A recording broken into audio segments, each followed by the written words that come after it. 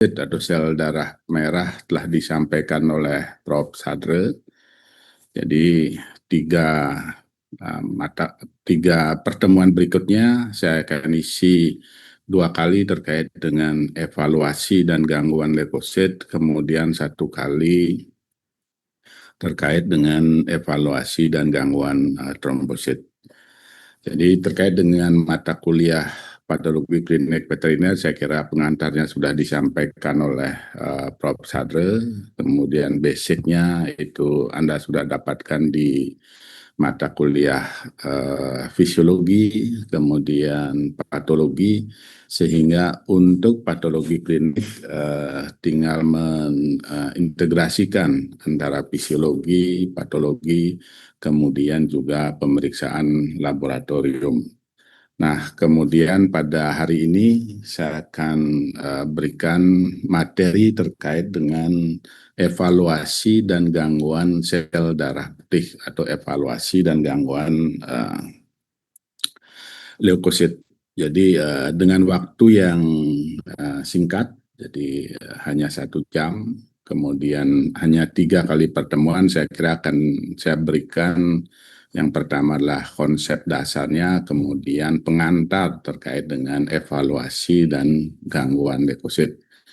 Dan untuk selanjutnya, adik-adik mahasiswa bisa memperdalam sesuai dengan buku referensi yang telah disampaikan oleh Prof. Sadre pada saat kuliah perdana. Di samping itu juga sekarang sangat terbuka untuk kita belajar apapun. Kemudian yang penting lebih selektif dalam memilih materi untuk bisa dipelajari terkait dengan patologi klinik. Jadi pada kesempatan ini kita akan membahas tentang evaluasi dan gangguan leukosit, yaitu sel darah putih yang berperan penting dalam sistem pertahanan tubuh baik hewan maupun manusia. Kemudian yang perlu dipahami adalah bagaimana sel darah itu terbentuk, terutama sel darah putih, kemudian di mana terbentuknya, bagaimana perubahan yang terjadi akibat gangguan fisiologis dari hewan itu sendiri, kemudian kita dapat dan perubahan ini kita dapat membantu untuk melakukan diagnosis ya. Oke, saya akan share screen.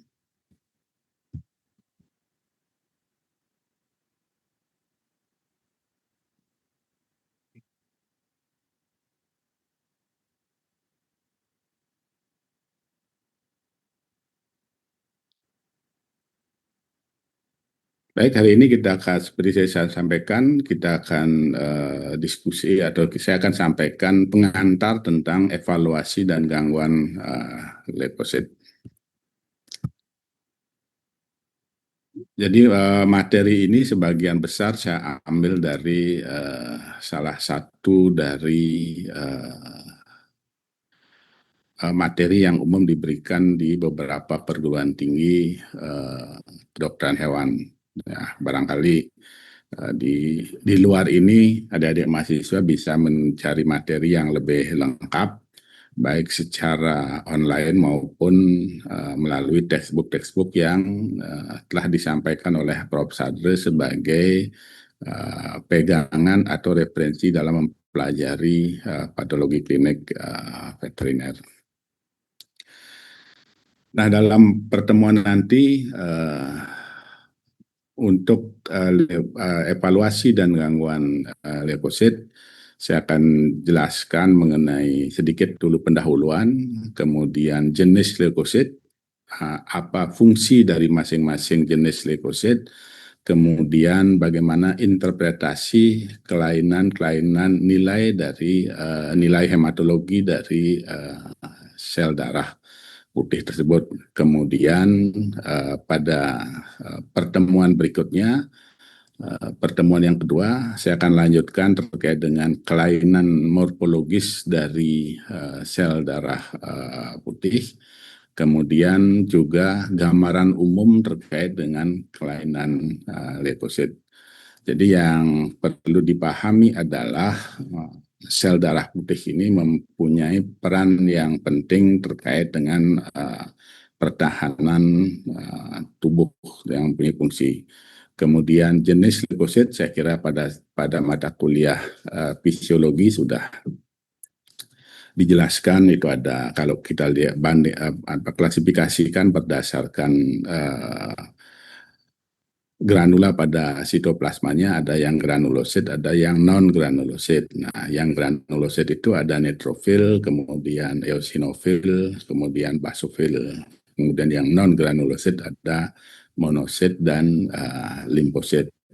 Nah, kemudian kalau kita lihat dari komposisi secara umum pada hewan maupun pada manusia, yang paling dominan adalah neutrofil, kemudian disusul oleh limfosit, kemudian monosit, eosinofil, dan basofil. Dan tentu kalau terjadi kelainan jumlah daripada leukosit, orientasi kita ada dua, yaitu ada terjadi peningkatan atau penurunan neutrofil ataupun limfosit.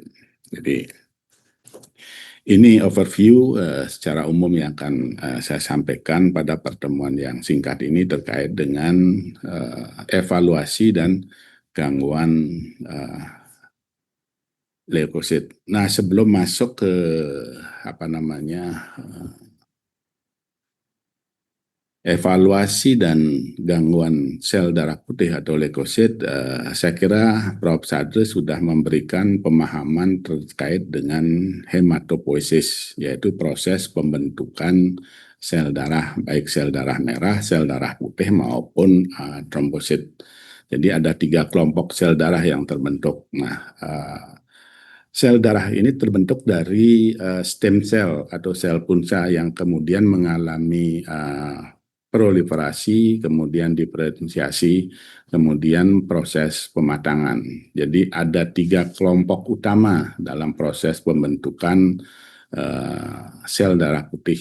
Ada kelompok granulosit, kemudian kelompok monosit, dan kelompok limfosit. Jadi saya kira ini penting dipahami, kan nanti gangguan-gangguan yang terjadi yang kita ukur melalui sirkulasi darah tentu ada kaitannya bagaimana proses terbentuknya, kemudian di mana sel darah putih itu disimpan, kemudian apa yang terjadi kalau terjadi gangguan pada tubuh. Jadi oleh karena itu pemahaman terkait dengan proses pembentukan, kemudian di mana dibentuk, kemudian di mana disimpan, kemudian di mana diedarkan terkait dengan sel darah putih ini penting dipahami untuk nantinya bisa diinterpretasikan.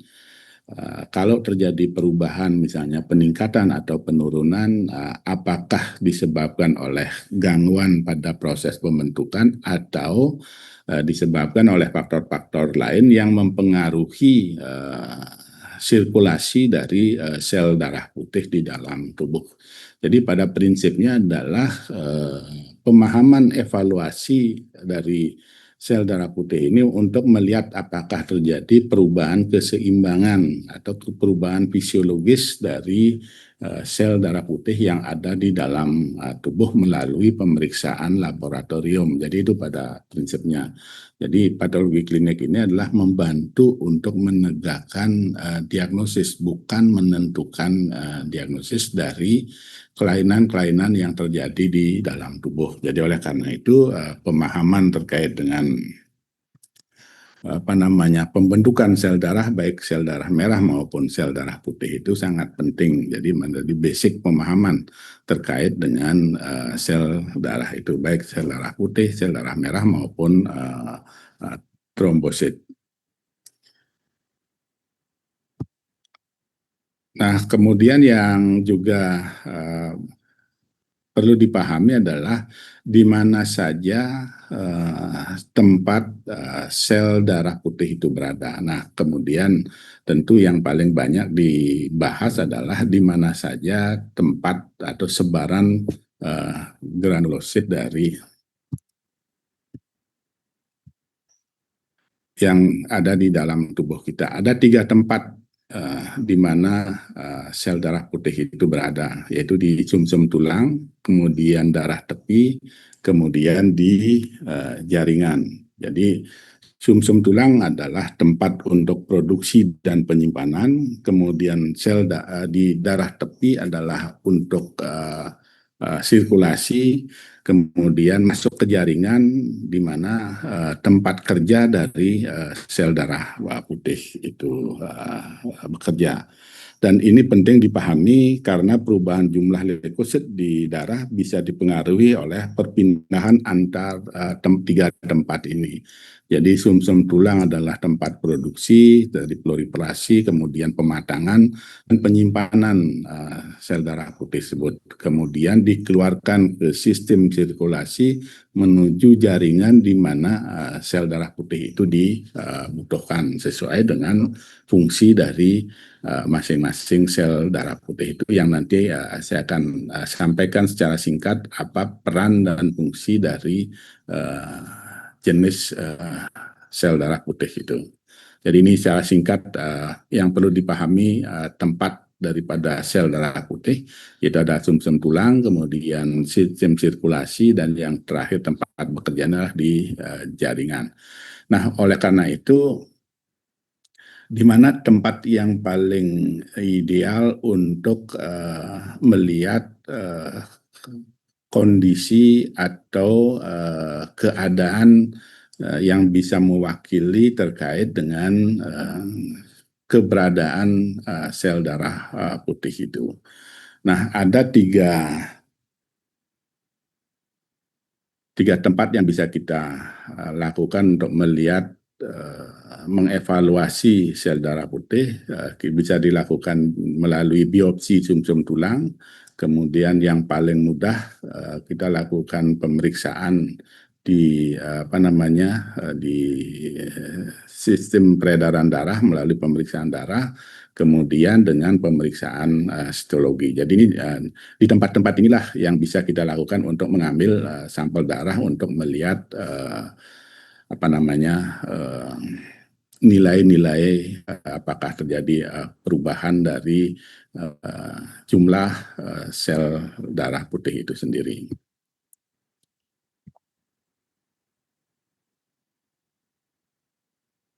Nah, ini kalau kita misalnya ambil contoh pada anjing dan kucing, itu masing-masing spesies memiliki sebaran sel darah putih, dalam hal ini granulosit, yang komposisi baik di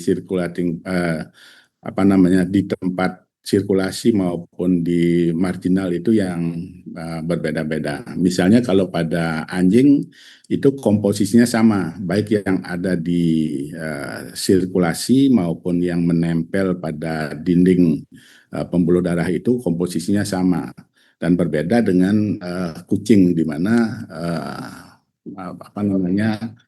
pada kucing kalau kita komposisinya 25-50% itu ada di sirkulasi, kemudian 50-75% berada di dinding pembuluh darah. Sehingga kalau kita lihat pengaruh stres pada kucing, maka akan lebih cepat menunjukkan respon terjadinya peningkatan jadi neutrofil. Jadi sangat tergantung dari bagaimana komposisi dari tempat sel darah putih itu antara di sirkulasi dengan yang menempel di dinding pembuluh darah. Ini terkait dengan sebaran granulosit kalau kita lihat di ini di sistem sirkulasi darah. Nah, kemudian seperti tadi saya sampaikan bagaimana kita mengevaluasi di tempat-tempat apa saja kita mengevaluasi pemeriksaan darah untuk mendapatkan gambaran sel darah itu sendiri, terutama jumlah sel darah masing-masing, apakah itu neutrofil, kemudian eosinofil, basofil, monosit, dan limfosit. Jadi ada 3 tempat seperti tadi saya sampaikan. Yang pertama, evaluasi pada sumsum tulang melalui biopsi atau aspirasi. Jadi biasanya ini kita lakukan apabila ingin mengetahui apakah perubahan sel darah putih yang kita evaluasi memerlukan pemeriksaan biopsi sumsum tulang untuk mengetahui apakah perubahan ini disebabkan karena gangguan pada proses pembentukan di dalam sumsum tulang. Kemudian yang paling umum, paling mudah dan menggambarkan keseimbangan ketiga tempat baik di sumsum tulang, kemudian di jaringan maupun di sirkulasi darah adalah pemeriksaan sel darah putih melalui pemeriksaan darah, baik melalui yang biasa kita lakukan pengambilan darah melalui vena. Kemudian juga kita dapat melakukan pemeriksaan sitologi untuk melihat secara langsung di mana saja tempat-tempat leukosit yang bisa kita lakukan. Biasanya pemeriksaan sitologi pada tempat-tempat yang mengalami gangguan, apakah itu abses, kemudian inflamasi dan lain sebagainya. Pada kondisi-kondisi tertentu dibutuhkan untuk melihat pemeriksaan sitologi. Ini adalah 3 cara untuk mengevaluasi leukosit. Nah, kemudian dari sampel yang kita ambil dari 3 tempat itu, kalau kita melakukan pemeriksaan laboratorium untuk melakukan evaluasi leukosit atau pemeriksaan laboratorium leukosit, di sini akan saya jelaskan ada 3 cara, yang baik secara yang konvensional maupun yang belakangan ini lebih banyak menggunakan pemeriksaan mesin yang otomatis yang sudah menggambarkan, memberikan nilai-nilai absolut dari sel darah putih itu sendiri. Jadi nah, di dalam praktikum nanti proses pemeriksaan secara konvensional ini penting dilakukan karena pemeriksaan secara konvensional ini memahami secara utuh terkait nantinya bagaimana proses pembentukan, kemudian bagaimana distribusi dari sel darah itu sendiri. Jadi secara konvensional kita bisa menghitung jumlah sel darah dengan menggunakan yang namanya hemositometer. Jadi di dalam mata kuliah fisiologi barangkali sudah dijelaskan bagaimana menghitung sel darah merah, kemudian bagaimana menghitung sel darah putih, kemudian juga memeriksa hapusan darah yang pertama untuk melihat diferensial leukosit. Nah, dalam pemeriksaan diferensial leukosit ini tentu yang paling penting dipahami adalah bagaimana membedakan sitoplasma, terutama membedakan antara neutrofil, basofil, dan eosinofil. Nah, kemudian juga kaitannya dengan neutrofil yang perlu dipahami dalam membedakan antara neutrofil muda dengan neutrofil matang. Kemudian neutrofil di dalam hapusan darah ini kita akan sering melihat ada 2 tipe, ada yang tipe stem, kemudian ada yang tipe segmented. Jadi yang segmented ini terdiri dari 3 sampai 5 lobus. Jadi, nah kenapa kita penting melihat perbedaan antara neutrofil stem kemudian dan neutrofil segmented ini ada kaitannya dengan evaluasi pergeseran. Apakah di dalam sebaran hapusan darah yang kita lihat itu lebih banyak sel-sel muda atau stem atau lebih banyak sel-sel matang atau segmented. Karena ini kaitannya dengan prognose yang nanti kita lakukan.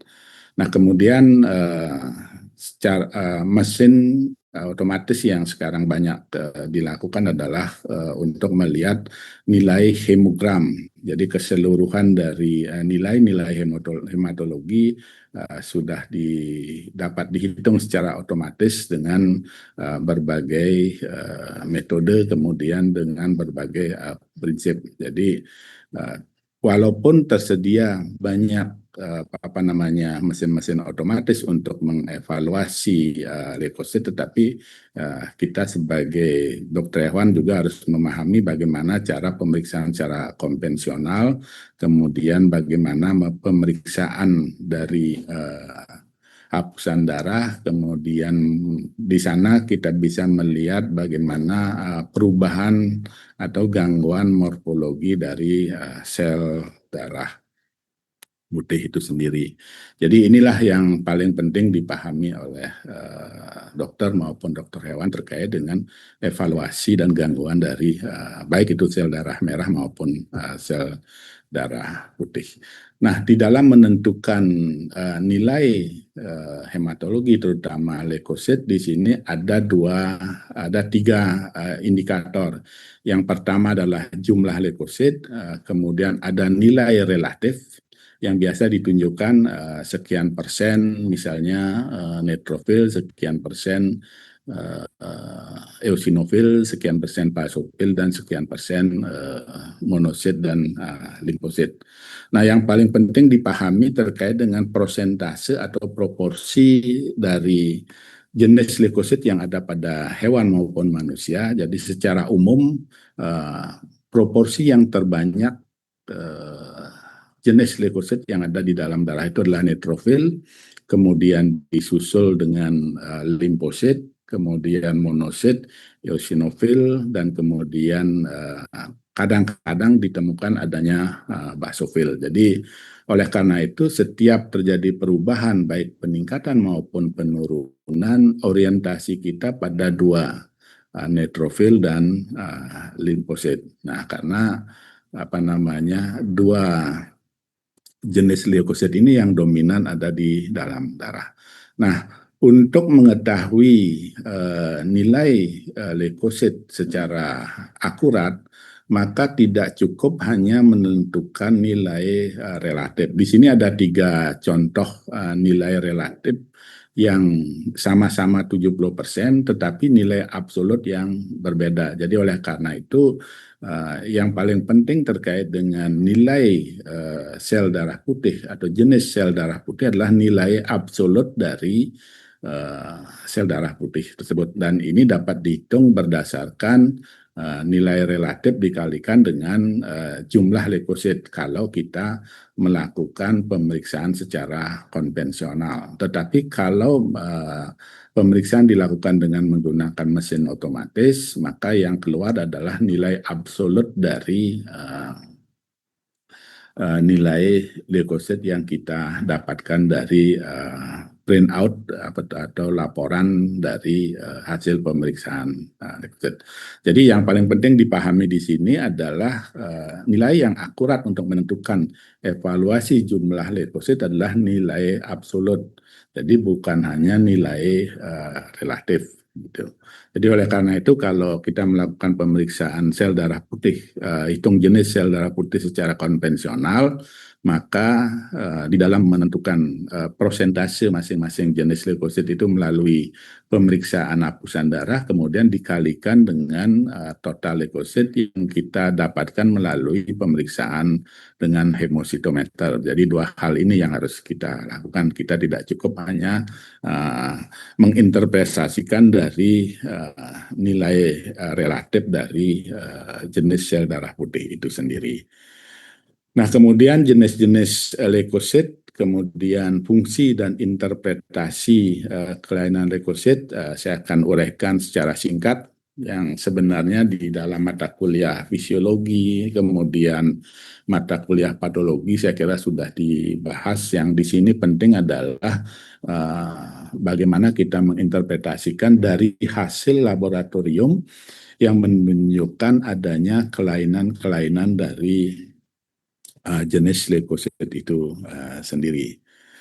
Nah, secara umum tadi sudah saya sampaikan leukosit itu dibagi tiga, granulosit, monosit, granulosit dan non granulosit biasanya disebutkan seperti itu. Yang non granulosit adalah monosit dan limfosit.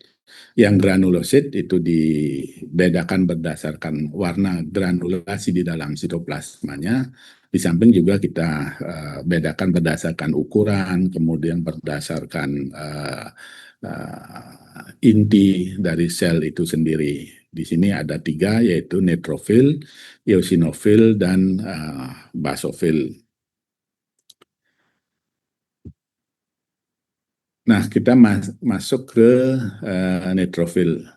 Jadi saya kira adik-adik mahasiswa melalui mata kuliah fisiologi, kemudian patologi sudah dipahami, terutama di fisiologi, apa fungsi dari neutrofil itu sendiri. Nah, kemudian di sini saya tampilkan gambar ada beberapa sel darah putih. Ini adalah kalau kita lihat di dalam hapusan darah, ini adalah gambaran dari neutrofil. Jadi dilihat dari sitoplasmanya, ini tidak berbeda dengan kalau kita lihat bandingkan dengan eosinofil maupun basofil. Jadi fungsi daripada neutrofil di sini adalah sebagai pertahanan utama sebenarnya di dalam tubuh untuk menghadapi infeksi, terutama infeksi bakteri. Jadi neutrofil ini bersifat fagosit dan dapat masuk ke dalam jaringan di mana di jaringan itu terjadi infeksi ataupun peradangan.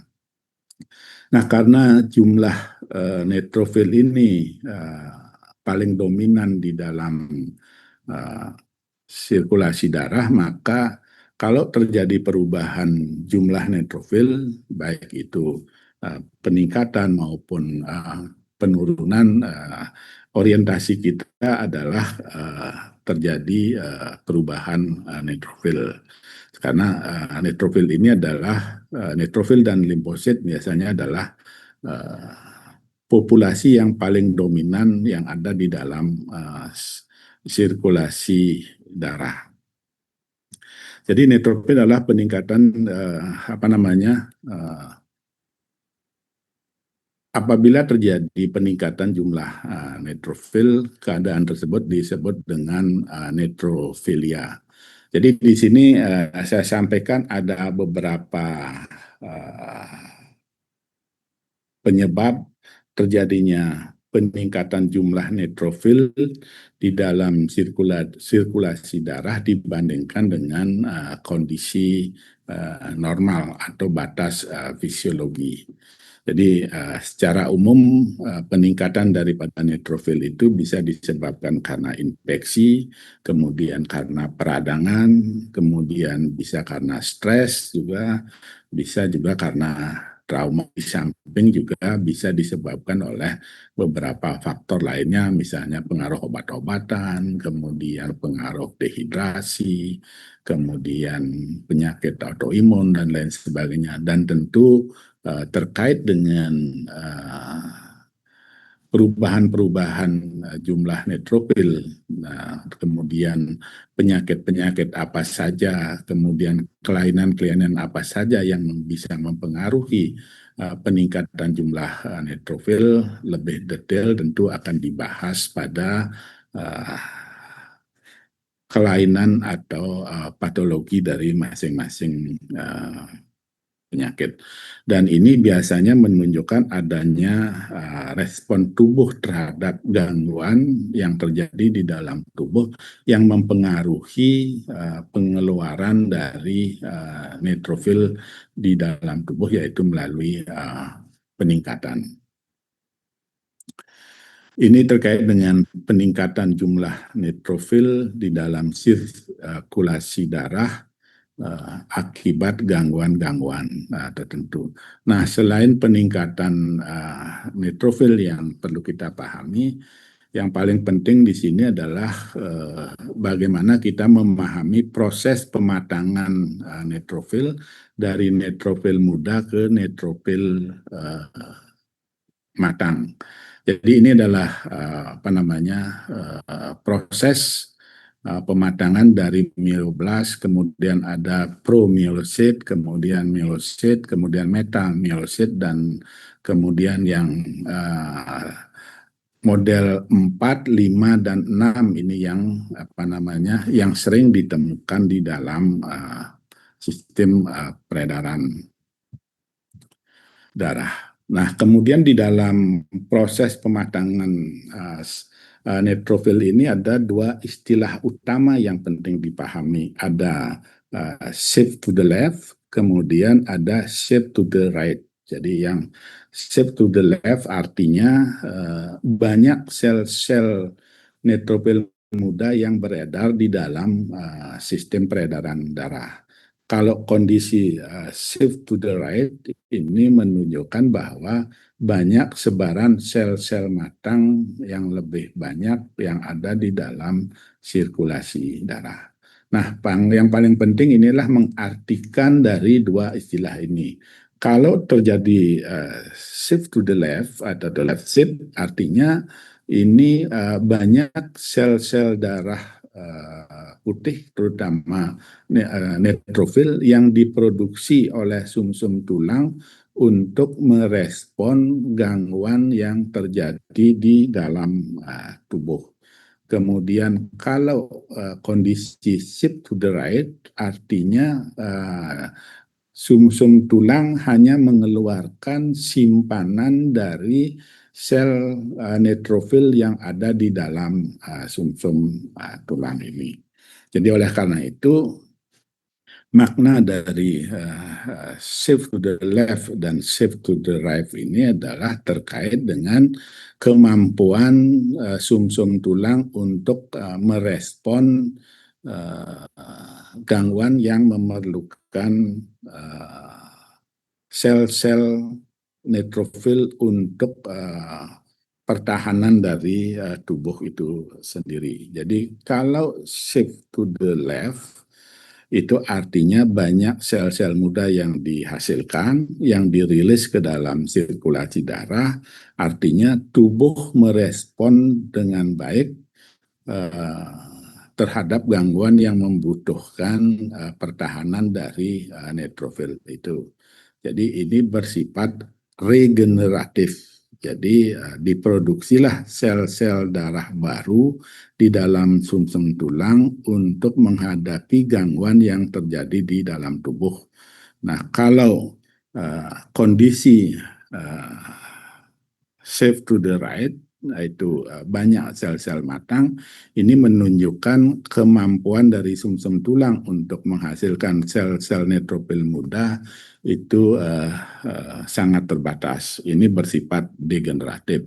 Nah, ini sangat penting untuk menentukan prognose dari penyakit itu sendiri. Jadi ini pemahaman shift to the left dan shift to the right adalah untuk mengetahui atau prognosa dari gangguan yang terjadi di dalam tubuh.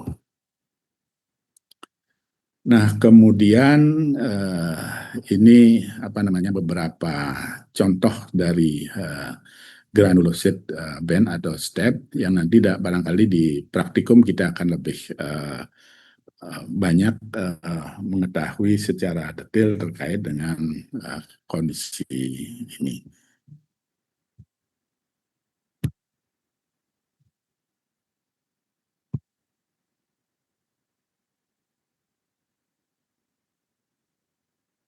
Ini masih ada yang beberapa masuk, saya kira.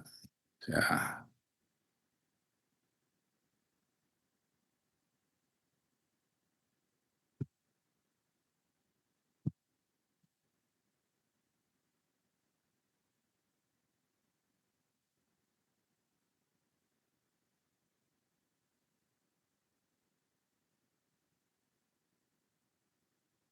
Nah, kemudian kalau tadi terkait dengan peningkatan jumlah neutrofil di dalam sirkulasi darah di atas batas normal. Kalau kondisi yang berikutnya adalah suatu keadaan di mana terjadi peningkatan neutrofil di dalam sistem peredaran darah atau kadar neutropin dalam darah di bawah batas normal. Jadi ada 3 penyebab utama neutropenia ini. Yang pertama adalah karena produksinya terganggu. Itu dapat disebabkan oleh berbagai faktor, yaitu infeksi virus, kemudian obat-obatan, kemudian kanker sistem limpatik, kemudian ada kaitannya juga dengan anemia aplastik. Jadi saya kira sudah disampaikan atau dijelaskan oleh Prof. Sadu, tentu karena terjadi gangguan di dalam sumsum tulang, maka akan terjadi gangguan produksi, baik produksi sel darah merah yang ditunjukkan dengan yang anemia aplasia, kemudian gangguan produksi sel darah putih, terutama ditunjukkan dengan penurunan daripada jumlah neutrofil, kemudian juga terjadi penurunan trombosit. Jadi artinya tempat produksi daripada sel, baik itu sel darah merah, sel darah putih maupun trombosit terganggu, maka akan terjadi penurunan dari produksi sel darah tersebut. Kemudian yang berikutnya adalah karena terjadi kebutuhan yang meningkat di dalam tubuh itu sendiri, atau terjadi kerusakan yang meningkat di dalam tubuh itu sendiri. Itu dapat disebabkan oleh karena infeksi berat, kemudian dapat disebabkan oleh toksin, atau dapat juga yang bersifat sementara akibat dari terserap pada marginal kompartemen tertentu, yaitu pada keadaan shock ini bisa menyebabkan terjadi penurunan neutrofil yang biasanya yang bersifat sementara, kemudian dan akan kembali normal setelah gejala itu berkurang. Jadi oleh karena itu dalam melakukan pemeriksaan laboratorium penting juga menyampaikan keterangan-keterangan terkait dengan kondisi hewan yang diperiksa. Apakah hewannya itu dalam keadaan stres, kemudian dalam keadaan shock, sehingga kita bisa menginterpretasikan apakah kelainan ini bersifat sementara atau memang kelainan yang disebabkan oleh faktor-faktor yang bersifat permanen. Ini terkait dengan neutropenia. Kemudian eosinofil. Jadi eosinofil itu menduduki posisi yang keempat kalau kita lihat dari proporsi sel darah putih yang ada di dalam tubuh melalui pemeriksaan sirkulasi. Jadi eosinofil biasanya memiliki peran pertahanan terhadap infeksi parasit, terutama parasit-parasit yang dalam siklus hidupnya mengalami stadium-stadium yang masuk ke jaringan.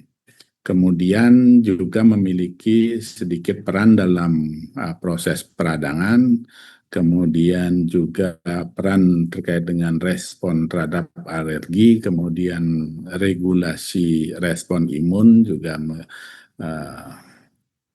eosinofil ini memiliki peran. Kemudian juga memiliki peran dalam penyakit-penyakit autoimun. Jadi ini gambaran umum atau pengantar sedikit terkait dengan eosinofil. Nah, kemudian sama juga dengan sel darah putih yang lainnya ataupun sel darah lainnya, itu kelainan dari segi jumlah sel darah itu ada peningkatan, kemudian ada penurunan. Jadi peningkatan eosinofil disebut dengan istilah eosinofilia, kemudian peningkatan penurunan eosinofil disebut dengan eosinofenia. Jadi ada beberapa faktor yang bisa meningkatkan jumlah eosinofil, seperti tadi adalah infeksi parasit, kemudian alergi, penyakit kulit, obat-obatan, kemudian juga reaksi hipereosinia. Jadi kemudian penurunan daripada eosinofil itu bisa disebabkan karena peningkatan kadar glukokortikoid, kemudian infeksi, tetapi tidak perannya tidak seperti peran neutrofil. Ini terkait dengan eosinofil. Kemudian selanjutnya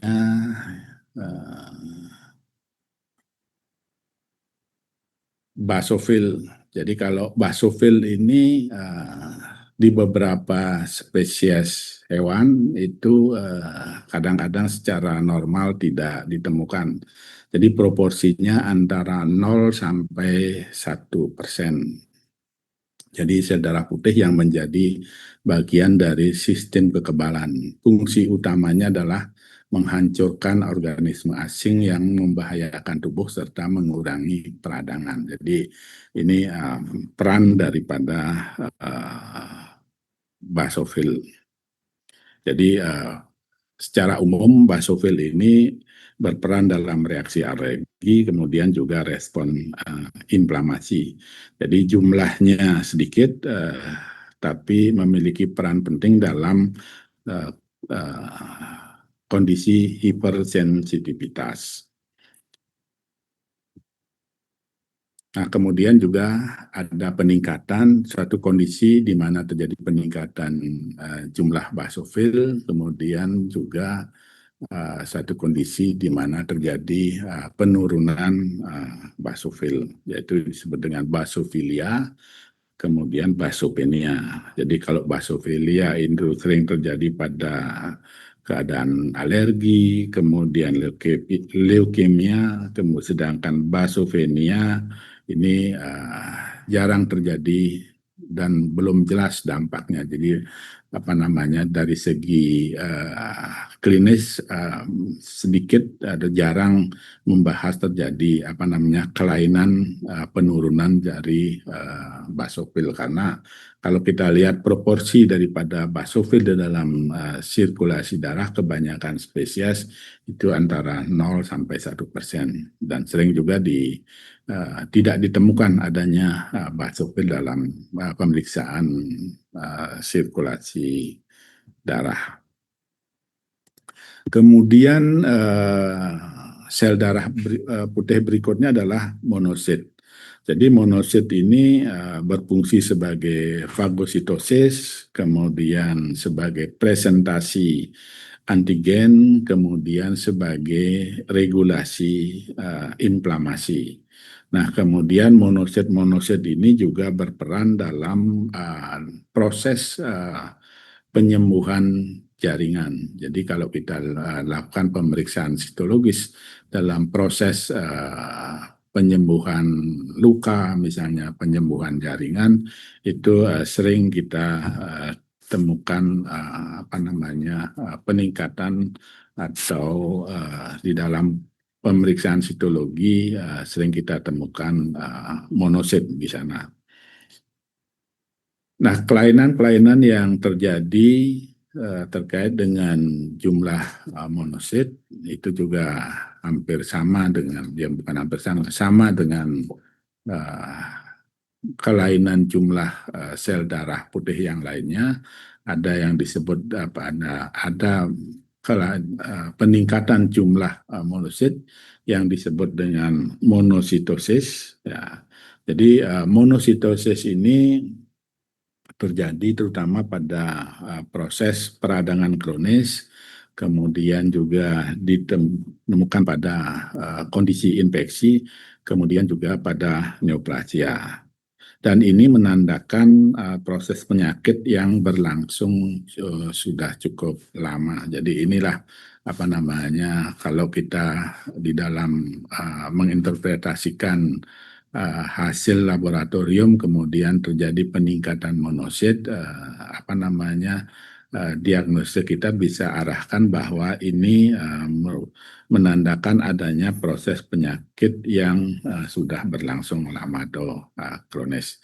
Itu terkait dengan monositosis. Kemudian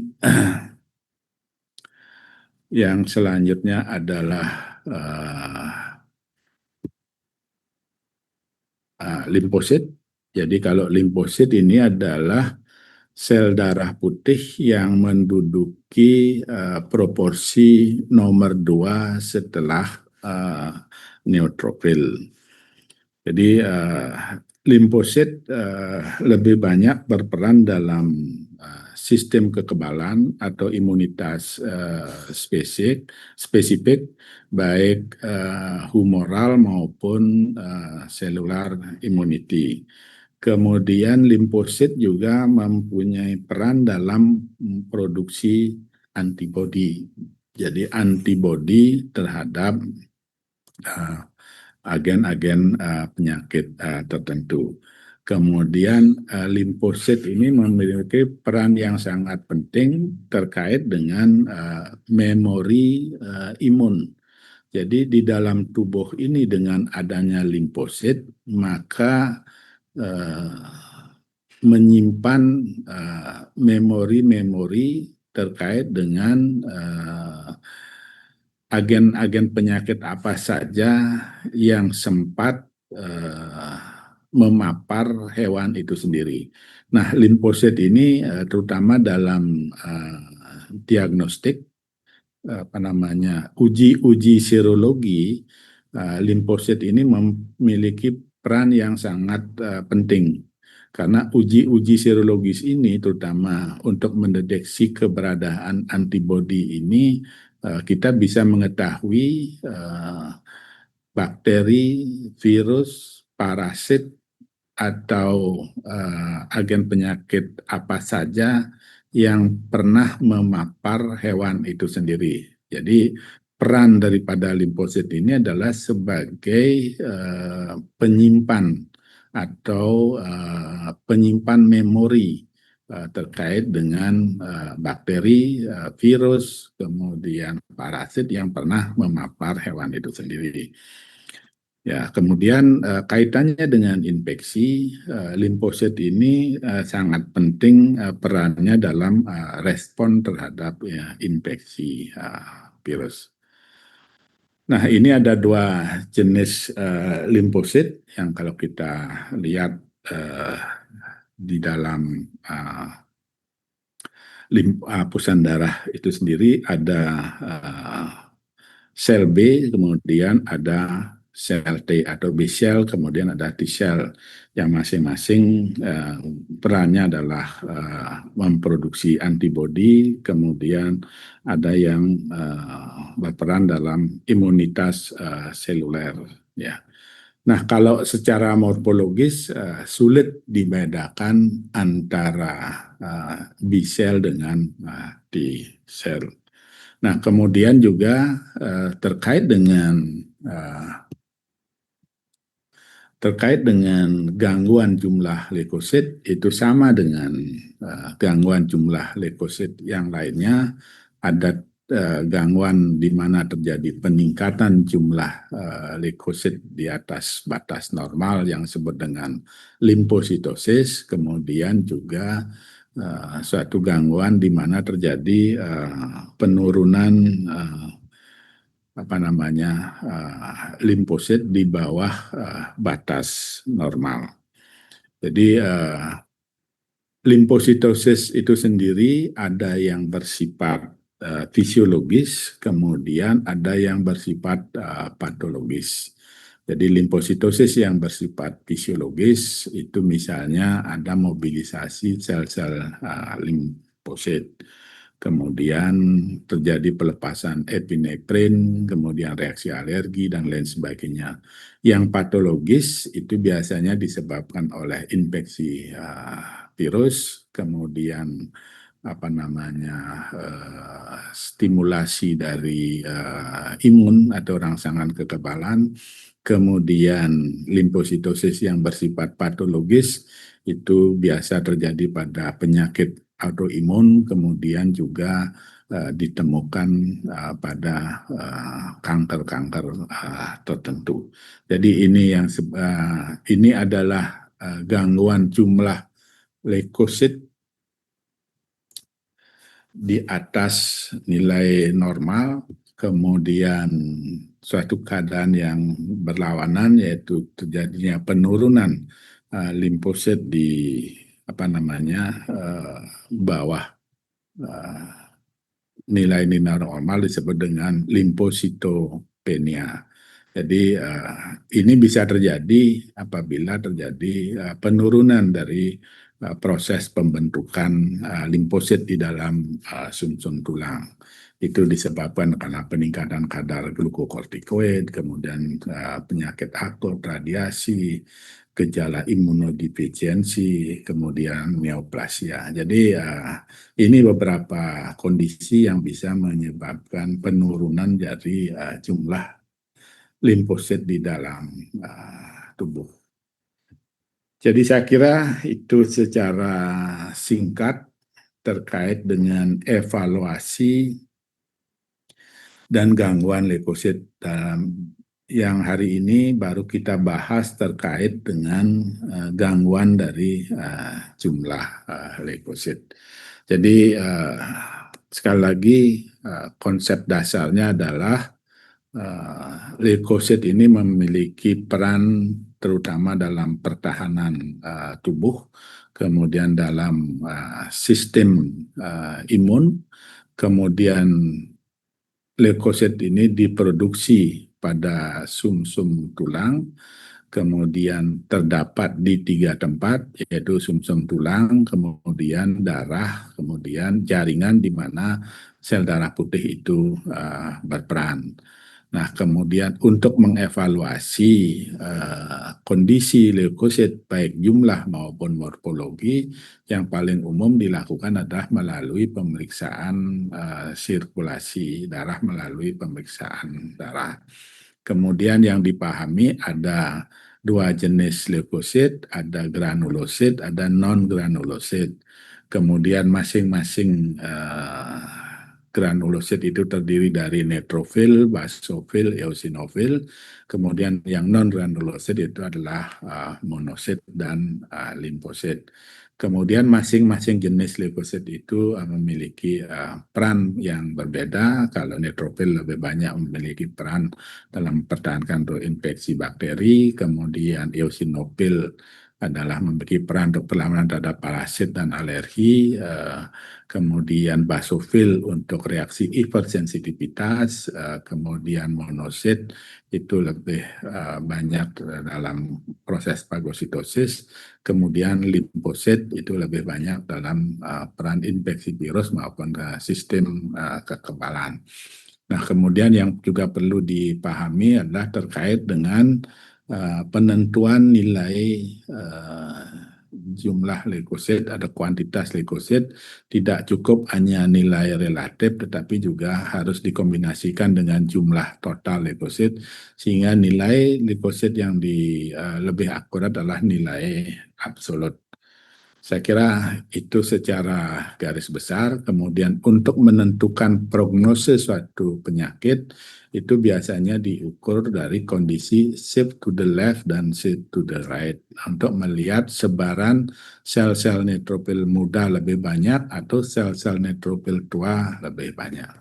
Demikian saya kira dengan waktu yang saya yang singkat hanya 1 jam.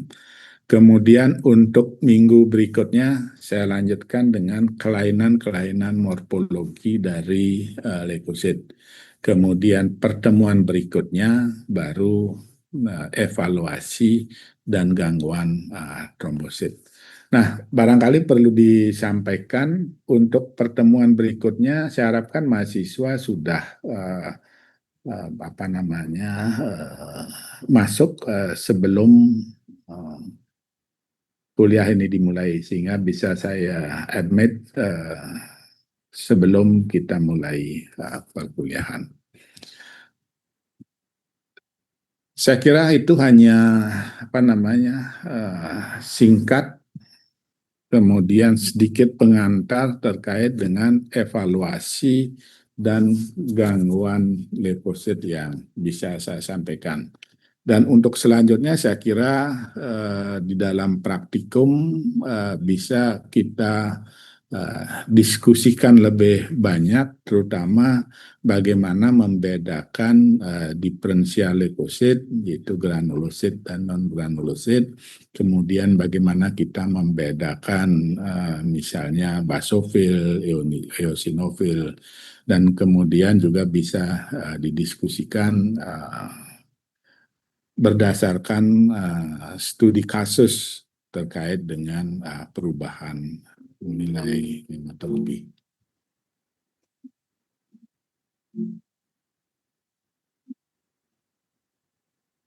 Halo.